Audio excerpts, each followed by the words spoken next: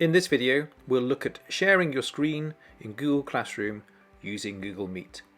Google Meet is the technology used for online tutorials now and comes embedded with Google Classroom. You'll normally open your Google Meet link when you go into the tutorials.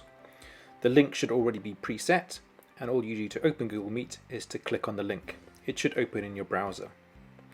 You may need to give permission for Google Meet to access your video and your microphone. Please do this by clicking OK. You should then see yourself on the screen and you can join the meeting. Google Meet is very simple to use if you just want to have a video conversation, but when you want to present, it can be slightly more challenging for some users. To present and share your screen, you have to click on the Present Now icon, which is this rectangle with an arrow pointing up. When you click on it, you will get some options of what you can share. You can either share your entire screen, or just a window, or just a tab. Most people by default will click sharing their entire screen, and this will allow you to see the entire screen and for anyone else in the tutorial to see your entire screen.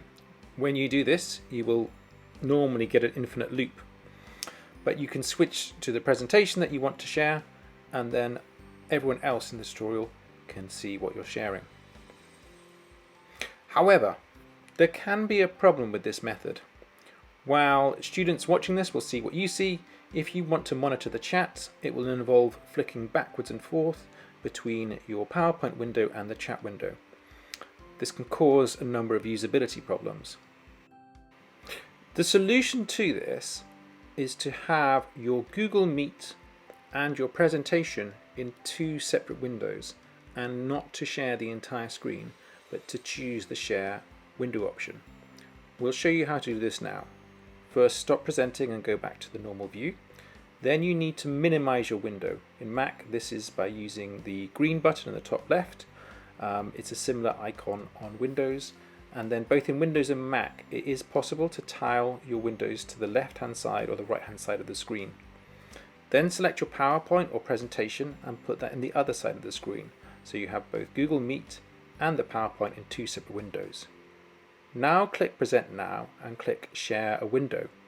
You'll then see a range of windows to select, and you can choose to share your PowerPoint window.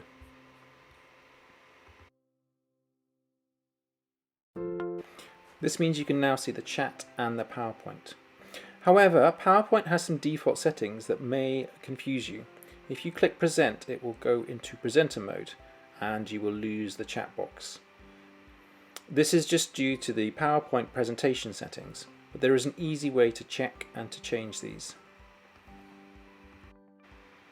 In PowerPoint, go into Setup Slideshow.